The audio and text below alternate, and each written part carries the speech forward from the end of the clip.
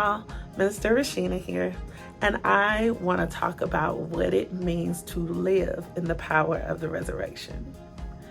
First of all, what excites me about Resurrection Sunday is celebrating the manifestation of ultimate hope. Romans 8:24 says, "For we are saved by hope, but hope that is seen is not hope. For what a man sees, why does he yet hope for it?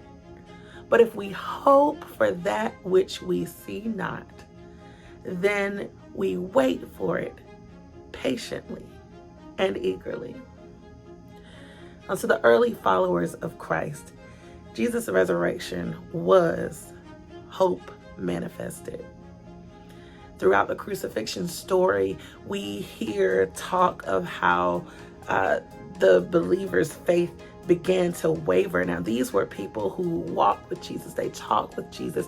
They were witnesses to his greatness, witnesses to his miracles, witnesses to all of the wonderful exploits that he performed. But when he died, they lost their hope. But being able to celebrate that that is not how the story ends is exciting to me, because it lets me know that our story does not end in death. It does not have to end in death, but it can and it will end in victory. And through our faith in Jesus, that story, his story, our story, is still being written. For me, living in the power of the resurrection means living the life that Jesus talks about in John 10, where he says, "I am come that you might have life and that you might have it more abundantly." The morning of Jesus' resurrection, the Marys went to the tomb, but they did not find Jesus there.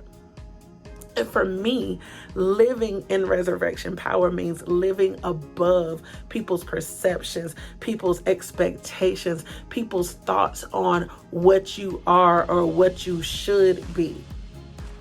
And as a believer, it is my responsibility to make sure that I am not hanging out in the graveyard, that I am not hanging out where other people's expectations of me are, that I am not hanging out where people left me, that I am not hanging out in dead relationships, in dead situations, in dead jobs, but that I am living an abundant life.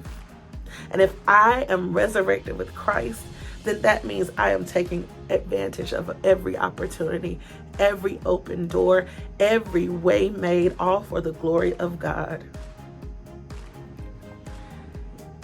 And so if you ask me, how has the power of resurrection changed my life? I have to explain it this way. When I introduce myself, most of the time I introduce myself as a bona fide church girl. My parents drugged me to church. And so with that dragging, that means a seed was planted and God gave the increase. During my early years, I lived with the faith of my parents, really, which means I had a very limited understanding in God's transforming power, a limited understanding of who God was. But as I grew older, my life began to change because I began to know him for myself. And I understood what my parents and my grandparents and my aunties and my uncles were so excited about. And my life has changed and is changing because of the ongoing revelation of who God is to me.